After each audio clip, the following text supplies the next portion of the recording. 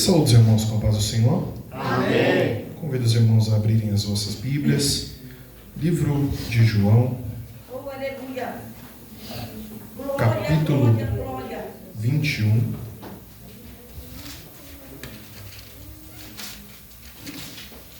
Deus tremendo, Deus tremendo, Deus tremendo, aleluia. Oh, Jesus, glória, Jesus, glória. Livro de João, capítulo 21.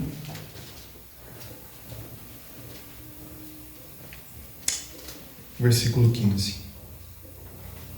Deus, aleluia. Glória. Obrigada, Jesus. Na verdade, vamos começar no 21, a partir do versículo 1. Algum tempo depois, Jesus apareceu de novo aos seus discípulos à margem do mar de Tiberíades.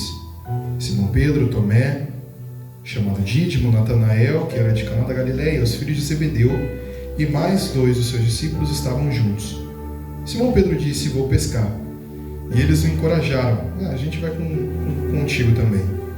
Saíram e logo entraram no barco, mas naquela noite nada pegaram.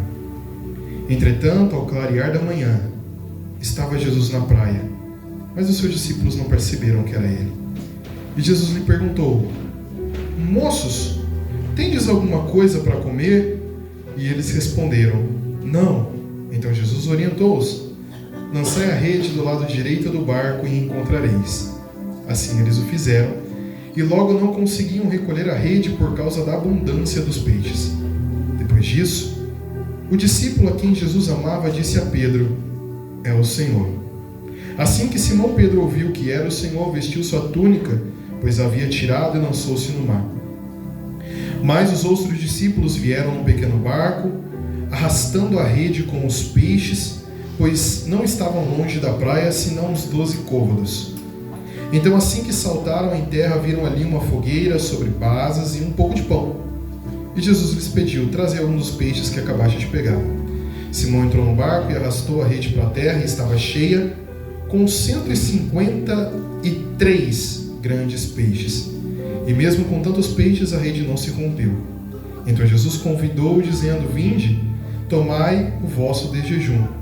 E nenhum dos discípulos tinha coragem de indagar-lhe: "Quem és tu?", pois sabiam que era o Senhor. Jesus aproximou-se, pegou o pão e deu a eles, e tomou o peixe e fez o mesmo. E foi essa a terceira vez que Jesus apareceu aos seus discípulos depois de haver ressuscitado dos mortos. Depois de tomar de jejum, Jesus questionou a Simão, dizendo: "Simão, filho de João,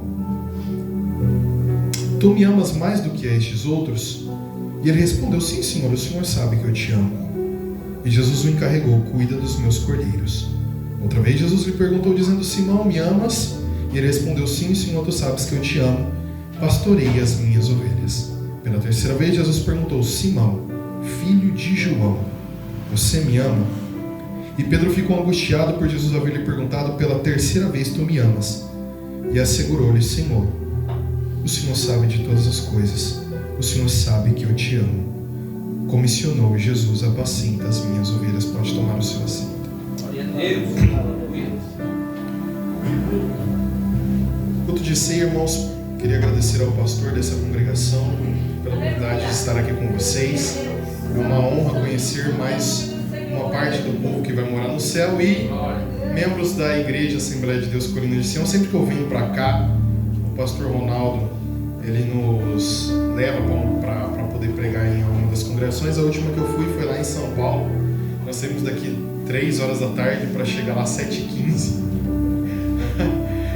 Irmãos, como minha tia disse, é a Assembleia de Deus. Então o pessoal é pentecostal. Eu passei o microfone 9 horas, o culto acabou 11h30. Aí quando a gente chegou aqui já era 2h30, 3 horas da manhã, ou era um pouco mais tarde. Então assim, é sempre bom estar com vocês, é sempre bom vir a essa casa e agradecer ao pastor pela confiança. O irmão Marcos que nos chamou ontem, eu virei para ele: "Rapaz, eu só preciso tomar ceia, porque a minha ceia foi ontem, e como eu estava aqui eu não consegui tomar lá." Eu falei: "Não precisa passar não, eu já ia pregar de manhã já." Então ela falou: "Não, mas vai lá e prega, moço." Eu falei: "Então tá bom, a gente tá aí, né?" Eu já tinha falado pra minha esposa, ela inventou de vir pra cá, pra minha avó conhecer a minha filha. E eu falei pra ela, eu falei assim: "Eu vou mas eu não vou descansar. Porque ela falou assim, eu vou lá para descansar. Eu falei, você descansa, porque toda vez que eu vou, aí o pastor Ronaldo coloca para pregar no sábado à noite, domingo de manhã, domingo à noite, e aí ainda tem que sair aqui de madrugada para trabalhar de segunda cedo. Mas Deus foi tão maravilhoso, irmãos, que quebrou o carro da minha tia, então eu não vou precisar ir cedo para Campinas, eu tenho desculpa para poder dar, então glórias a Deus. Irmãos, João capítulo 21, essa passagem maravilhosa. Eu tinha algumas coisas preparadas, mas eu não acredito que Deus viva a todo momento mudando mensagem nenhuma, mas eu estava aqui fazendo um pedido especial para Deus. Eu falei, Deus, eu vou levar a mensagem para a tua igreja e eu quero que o Senhor fale de maneira especial. Né? A gente sempre se prepara, o pregador ele tem que andar preparado, tá? Normalmente na congregação é um pouquinho diferente. Congregação cristã, o pregador quando ele vai para lá, os cristãos, os nossos irmãos em Cristo, quando estão cultuando, lá não existe uma mensagem preparada, não é convidado um pregador, tá? Então eles recebem a palavra no momento em que está se pregando, tá? É assim que funciona na congregação. Mas a gente recebe por orientação sempre estar meditando, medita nesta palavra de dia e de noite. Lembra lá do Salmo? Lembra do Salmo, medita de dia e de noite? Quem vai ministrar na igreja normalmente prepara o sermão, tá? Vai lá e escreve. É bom que seja assim, tá? Não, eu acho que não precisa. Não, é bom que seja. Ordem e decência. É sempre interessante a gente ter isso, tá? Paulo nunca saía de um local para chegar, por exemplo, lá em Galácia, ou Capadócia, ou Corinto, e chutava o que ele ia falar com eles, não, tá? Ele sempre ia, estudava e preparava. Então, os pregadores é por bem que façam assim. Mas antes disso, antes de qualquer coisa, não importa o quanto eu estude, porque o maior professor continua sendo o Espírito Santo. E sempre que há algo especial da parte dele, ele fala diferente, a gente consegue sentir. E foi isso essa noite. Eu falei, Deus, eu gostaria de... Eu estou com uma mensagem no coração, mas se for possível, se for da tua vontade, que eu não pregue aquilo ali, me dê alguma coisa. E foi aqui que Jesus deu, então vamos lá. Jesus apareceu de novo aos seus discípulos. Irmãos, capítulo 21, Jesus já havia morrido e ressuscitado. Tá? Quando Jesus ressuscita, nós retrocedendo um pouco, ali no capítulo, entre o capítulo 15 e o 17, ele está sentado com os seus discípulos e ele diz o seguinte, olha, Pai, glorifica-me uma vez mais com a glória que eu tinha com o Senhor antes de vir para a terra. É isso que ele fala. Glorifica-me uma vez mais com a glória que eu tinha antes. Ele diz que eu já tenho te glorificado. Só que se você parar para prestar atenção, Jesus está falando isso antes da crucificação. Quando Jesus está conversando com Nicodemos, lá no capítulo 3, a passagem mais conhecida pelos cristãos. João, capítulo 3, o seu versículo 16. Mas no capítulo 3, enquanto ele conversa com Nicodemos, ele diz assim para Nicodemos, olha, importa que o Filho do Homem seja levantado. E quando ele for levantado, atrairá toda a humanidade até ele. Porque assim como Moisés levantou a serpente no deserto, assim também importa que o Filho do Homem seja levantado, para que todo aquele que olhe para ele seja salvo. Presta atenção comigo, a maior glorificação de Jesus, no momento em que ele está orando, ele fala, glorifica o teu filho com a glória que eu tinha antes da fundação do mundo. Só que se você ler Pedro, a Bíblia vai dizer que Cristo é cordeiro morto desde a fundação do mundo. A maior glória para os seres humanos aqui, irmãos, é ter posição de destaque. Talvez virar um presidente, um deputado, um senador. Quem sabe talvez ser um presidente de uma igreja. Quem sabe a maior glória que nós buscamos é cantar muito bem, de modo que possamos ser reconhecidos. Quem sabe a maior glória que eu tenho é ficar rico. Mas a Paloma Posse, ela escreve muito bem, dizendo o seguinte, enquanto homens, enquanto reis se fazem deuses, eu me fiz plebeu. A maior glória para Jesus não é posição de destaque. Ele fala, Pai, glorifica-me com a glória que eu tinha antes do mundo. Que é o quê? É se entregar por mim e é se entregar por você. A maior glória não foi ganhar riqueza, ter abundância de bastante coisa. Para Jesus não, a maior glória que ele teve foi salvar a minha e a sua vida. Não teve tesouro maior para ele. A riqueza que Jesus conquistou na terra, dizendo: olha, não ajuntem tesouros na terra, onde a traça e a ferrugem corroem, mas ajunteis tesouros no céu. Aleluia. Quanto vale 1 centavo no céu? Pensa comigo, quanto vale 1 centavo no céu? Lembra que a rua é de ouro. Quanto vale 1 centavo? Quanto vale 1 milhão de reais no céu? Quanto vale 2 bilhões? Sim. A rua é de ouro. O mar é de cristal. Os muros são de puro jaspe e o portão é de pérola. Quanto vale? Não vale nada. Agora preste atenção no que Jesus está dizendo. Não ajunteis tesouro na terra, mas ajunte tesouro no céu. Que tesouro que eu consigo ajuntar no céu? Porque o que vale 1 centavo? O que vale 1 milhão? Não consigo juntar nada. Ah não, mas pode ser o galardão, porque eu coloco a coroa. Então a coroa de glória que eu recebo, tá. Mas se você ler o livro de Apocalipse, a Bíblia diz que quando o cordeiro ele entra na sala, os anciãos pegam as suas coroas e jogam aos pés do cordeiro. Porque sabe quanto vale uma coroa para o Rei dos Reis e Senhor dos Senhores? Nada. A coroa não vale nada. Então peraí, se 1 centavo no céu não vale nada, 1 milhão não vale nada, a coroa não vale nada, que tesouro é esse que eu posso juntar lá em cima? Jesus respondeu: glorifica-me, Senhor, com a glória que eu tinha antes. E é o que? Atraindo pessoas. Lembra, de que adianta você ganhar o mundo inteiro e perder a sua alma? Tudo bem, mas quando o rico está lá, no meio das trevas, ele ora para Abraão e diz o seguinte: pai Abraão, permita-me que eu vá e avise aos meus irmãos, para que eles não venham para esse lugar. Peraí, a Bíblia diz que ele pede para Abraão uma gota de água, que Lázaro molhe o seu dedo numa ponta da gota d'água e molhe a sua língua. Agora, num lugar de tormento, de fogo, o que uma gota de água faz de diferença? Nada. Sabe o que isso significa? Uma gota d'água não faz diferença nenhuma. Significa que no inferno, irmão, o mínimo de consolo não será dado. O mínimo de consolo não será dado. Só que a primeira coisa que o cabra faz quando ele está lá não é pedir pela vida dele. A primeira coisa que ele faz quando ele está lá é: permita-me voltar para avisar aos meus irmãos para que eles não venham para esse lugar. E aqui está o maior tesouro da mão, o maior tesouro da vida de uma pessoa. Diz o seguinte: porque aquele que teme ao Senhor é como um valente, e os filhos são como flecha na sua aljava. O maior tesouro que eu e você tem é a sua família, são os nossos irmãos, são as pessoas que estão aqui conosco. Então quando Jesus diz: não ajuntem tesouros na terra, porque a traça e a ferrugem corrói, é porque quando você chegar lá em cima, você não vai ligar para isso, porque o ouro passa. Mas cadê o teu irmão?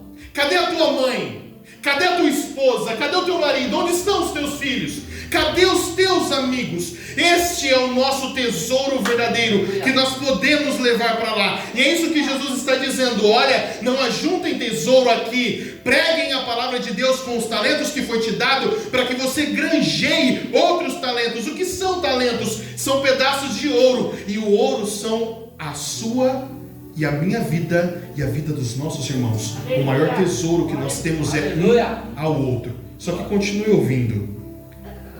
Ele diz isso no versículo, lá no capítulo 17, glorifica-me com a glória que eu tinha antes. E ele faz uma promessa que eles não estariam sozinhos, que ele enviaria o outro Consolador. O tempo passa, nós sabemos o que acontece. No momento que Jesus é pego, ele apanha, Pedro saca a espada, mira pescoço, ruim de arma, porque ele era pescador, ele mira pescoço, corta a orelha. Cortou a orelha, Jesus vira para ele: Pedro, quem com ferro fere, com ferro será ferido. Cola a orelha e vai. Quando ele percebe que Jesus não vai se revoltar, a Bíblia diz que Pedro acompanha ele de longe. Pedro está acompanhando Jesus de longe e está vendo o que está acontecendo. Só que agora se coloque no lugar de Pedro. Pedro, no início do ministério, era um homem que pescava. Jesus tem um encontro com ele à margem do mar da Galileia, e diz o seguinte, depois de uma noite inteira de pescaria, todos conhecemos a história, diz: pode afastar o barco um pouco mais para eu poder pregar? Quem já assistiu The Chosen, essa cena é bem legal, porque André faz assim, ó, na série, fala assim: vai Jesus, afasta o barco. Fala para Pedro: afasta o barco. Então ele entra no barco, afasta o barco, ele prega. Depois Jesus vira para ele e fala assim: lança a rede. Aí Pedro olha assim para ele e fala assim: olha, tu não tem cara de pescador. Pesquei a noite todinha, mas segundo a tua palavra, preste atenção, Pedro não está agindo com respeito, ele não sabe quem que é Jesus não. Ele olha assim: ó, mas já que você está falando, vou mostrar que você está errado. Aí é bem legal que a série, Jesus faz assim, ó, imagina ele fazendo isso na cena. Pedro pega a rede e joga a rede. Na hora que ele joga a rede, a Bíblia diz que o barco quase vai a pique. Sabe o que significa? O barco quase vira, ele quase afunda. Então na hora que ele joga a rede, que o barco tomba, ele puxa, vem Tiago e João que estavam no outro barco, encosta o barco junto e todo mundo pega a rede. Mas a Bíblia diz que nesse momento alguma coisa diferente acontece com a rede, que é diferente do que está aqui no capítulo 21. A Bíblia diz que na hora que eles puxam a rede era tanto peixe que a rede se rompe, porque a rede não estava preparada para receber aquilo que Jesus estava entregando. Ele tinha preparado a rede para pescar uma certa quantidade de peixe, mas a rede não estava preparada para receber tudo que Jesus tinha para poder dar. Então a rede se rompe e o barco quase vira.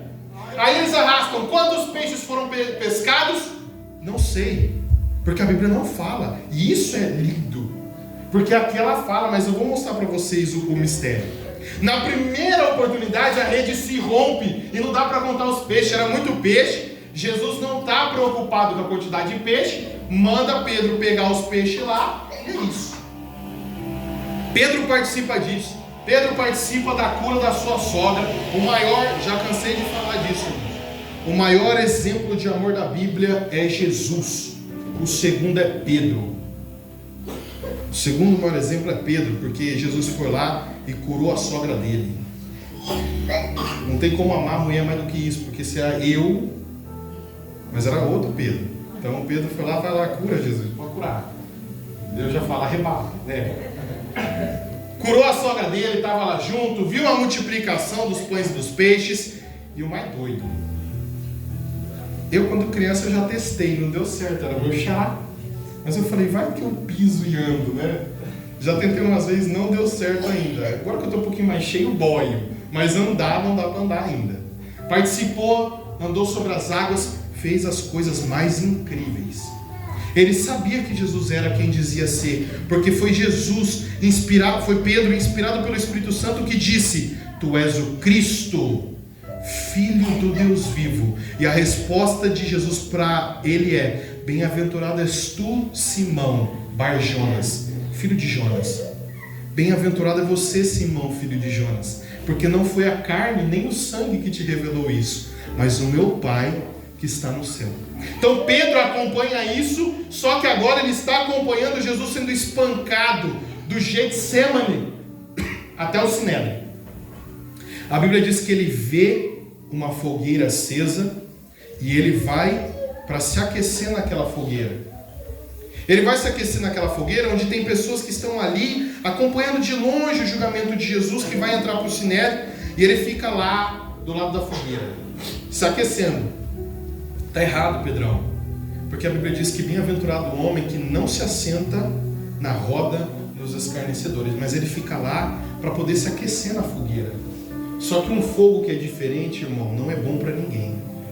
O fogo tem que ser o fogo do lado correto, porque se o fogo é fogo diferente, Você é denunciado, porque o fogo que queima em você é diferente do fogo da roda onde você se encontra. Então cuidado onde você vai sentar, cuidado onde você vai se aquecer, porque talvez você esteja tentando se esconder, mas a chama que queima dentro da lata não é a chama que talvez esteja queimando dentro de você. E quando isso acontecer, as pessoas vão fazer o que fizeram com Pedro. Você é um deles, não é? Não, não sou. Você é sim. Você se veste como um deles. Ah não, mas quem sabe eu mudo minha roupa? E se eu mudar minha roupa, não vão perceber. Entendeu? Estou lá dentro da escola, da faculdade, do trabalho ou em qualquer outro lugar, me vestir diferente, ninguém vai perceber. Mas aí Pedro fala, não sou. É sim. Olha a tua fala, você fala como um deles. Então cuidado, porque às vezes você está tentando se esconder atrás de roupa. Ah, ninguém está me vendo, mas quando você abre a sua boca, peraí, tu não é crente? É.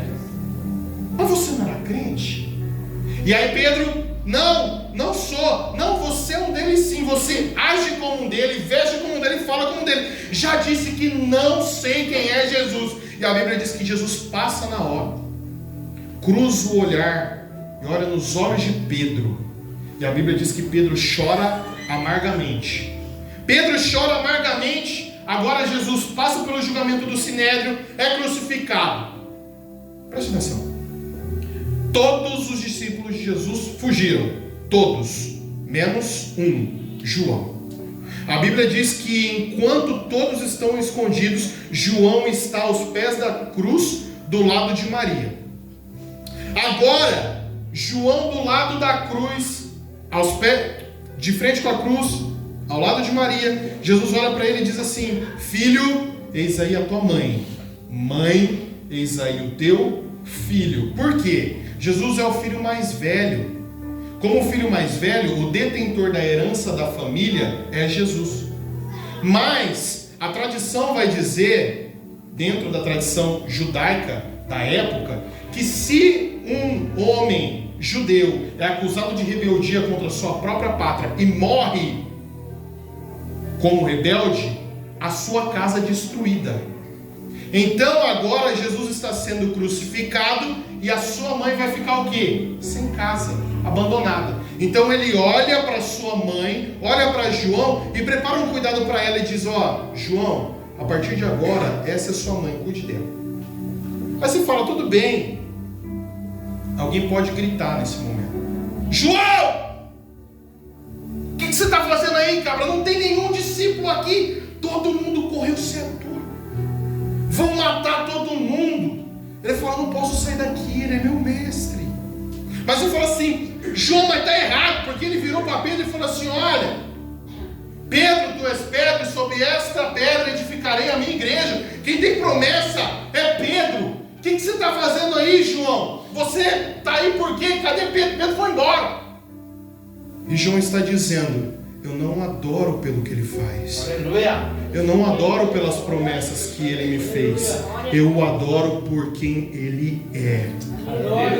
Eu adoro por quem ele é. E ele fica lá, Jesus morre e ressuscita ao terceiro dia. Quando Maria Madalena chega no meio dos discípulos e diz: Jesus ressuscitou, os discípulos nenhum acreditam. Eles ficam incrédulos, mas a Bíblia diz que Pedro, quando ouve essa notícia, ele corre para o sepulcro, é o primeiro a chegar. Quando ele entra dentro do sepulcro e vê o sepulcro vazio, no lugar de Pedro também entraria em desespero. Porque eu jurei fidelidade ao meu Senhor. E quando ele diz, quando a gente fala de jurar fidelidade, irmãos, as pessoas não entendem a profundidade disso. É literalmente fazer uma aliança como se fosse um casamento. Quando Pedro nega Jesus, ele está literalmente quebrando uma aliança de confiança, de fidelidade. Então agora Pedro vê e ele faz o que? Ele olha, volta e realmente não tem mais nada lá. Jesus volta mais 2 vezes antes dessa passagem que nós lemos e conversa com eles. Mas mesmo que Jesus volte e converse com eles, Pedro ainda não está convencido de que merece perdão. Pedro não quer ser perdoado, porque ele acredita que o mal que ele fez, que foi negar a Jesus, não é possível de ser perdoado. E agora ele volta a pescar, fazer aquilo que Jesus disse que ele não faria mais. Você não vai ser mais pescador de peixe, eu te farei pescador de homens. Ele vai para o mar e os outros seguem a Jesus, seguindo ele.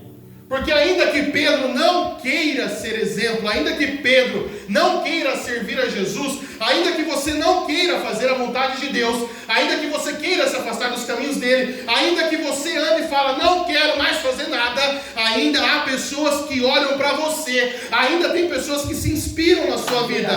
Então ainda que você ache que não tem ninguém te olhando, ainda que você ache que Deus esqueceu de você, ainda tem pessoas que falam, ele ainda está continuando lá, se ele consegue, por que eu não consigo? Se ele não desistiu, por que eu vou desistir? Então ainda que você não esteja vendo, saiba que ainda tem alguém olhando para você. Pedro vai e as pessoas seguem a Pedro.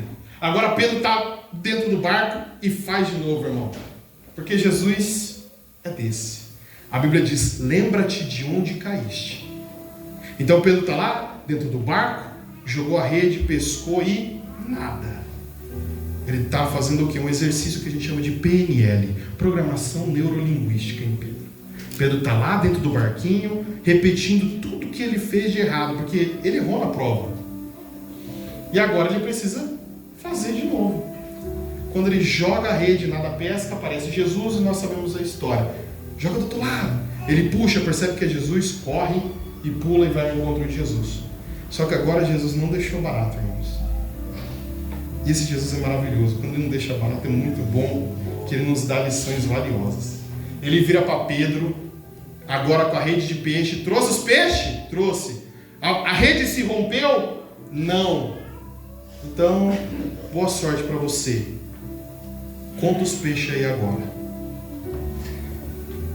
Não estou falando de um peixe, porque hoje, irmãos, eu falei que eu ia falar isso hoje. Eu fui com um pesqueiro, irmãos, eu passei o dia todinho. Eu falei, Jesus, o meu xará foi lá e conseguiu. Se o senhor quiser aparecer aqui, me deixa levar só um peixe. Eu não aguento mais ser afrontado pela minha mulher, me chamando de inútil. Meu tio foi lá, meu tio fazia assim, ó, pastor William, e saiu o peixe. Eu falei, não é possível. Eu fui lá e joguei a minha. Eles comeu a isca 8 vezes, irmão. 8 vezes. E eu tô lá e puxo nada. O dia inteiro, para o meu tio conseguir pescar um peixe grande. Pescou vários pequenininhos, mas um peixe grande. Agora lançaram-se as redes e a Bíblia diz que eram 153 grandes peixes. Irmão. A rede chegou e não se rompeu dessa vez, porque Pedro estava preparado. Pedro, eu comecei no ministério, mas parece que agora eu estou meio apagado. Eu comecei a servir a Jesus, as coisas até deu certo no momento, mas agora parece que não está dando mais. Eu estou vindo para a tua casa, Senhor, e parece que as coisas não estão funcionando. Quanto mais eu oro, mais luta aparece. Quanto mais eu quero servir o Senhor, a conta só aumenta, a despensa fica vazia, o serviço parece que não vai, fulano, beltrano, ciclano me olha de cara torta, eu estou orando, parece que o pastor não gosta de mim, a irmã do lado só fala da minha vida, parece que não está funcionando. É Jesus costurando a sua rede. É Ele fortalecendo a sua rede, porque a primeira bênção que Ele te deu, talvez você não conseguisse suportar, mas o que Ele está preparando para você agora é tão grande, que Ele está se incumbindo de tecer a sua rede para dizer, a hora que você pescar, aleluia, a hora que você puxar a rede, aleluia, você vai conseguir suportar o que Ele tem para poder entregar na sua vida.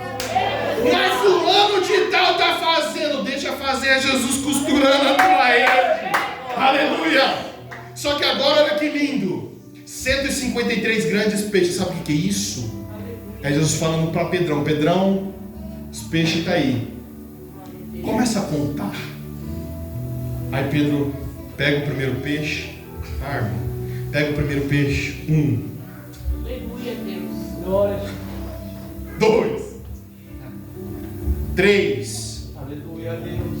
Jesus está mostrando para ele a carga que a glória pode trazer sobre a vida. Deus. E aí eu acredito que lá pelo 10º, que eu já estaria cansado, gordinho do jeito que eu sou. Aleluia, Deus. Ele é poderoso, aleluia. Aleluia. Ele é maravilhoso, aleluia. Ele é grandioso, aleluia.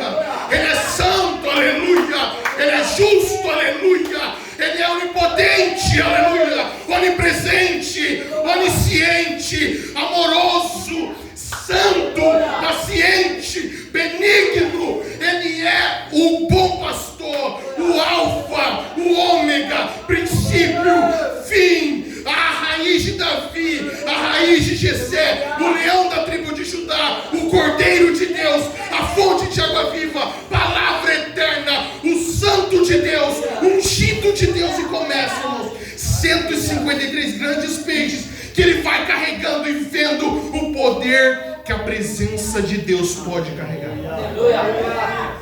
Quando ele termina 153, ele vai lá, 153. Cansou, Pedro? Cansei, Jesus. Mas tu conseguiu contar, né? Conseguiu. Às vezes é isso, irmãos. No final da jornada, nós estamos cansados.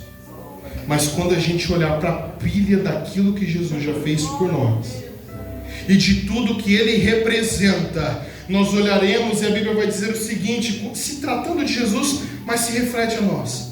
Isaías capítulo 53 diz assim: e verá o trabalho das suas mãos. Aleluia. E ficará satisfeito. Glória. O que eu quero dizer para você essa noite, já finalizando: olhará para o trabalho das suas mãos e ficará satisfeito.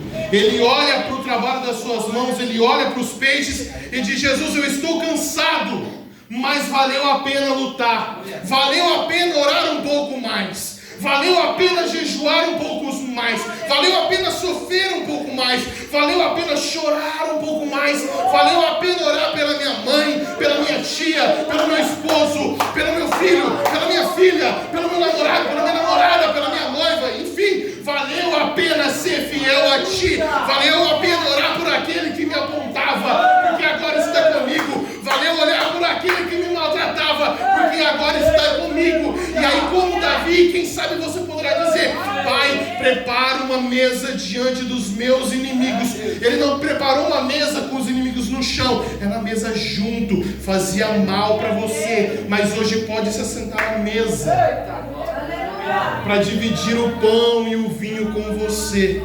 Então abra o teu coração para tudo que Deus já fez e tudo aquilo que Ele ainda vai fazer. Esse tempo que demorou, não foi Ele querendo judiar de você, não. Foi Ele te dando estrutura para receber tudo que Ele tinha para entregar para você. É isso. Eu agradeço a oportunidade em nome de Jesus. Aleluia. Glória a Deus. Deus abençoe o presbítero Pedro. Palavra abençoada. Glória a Deus.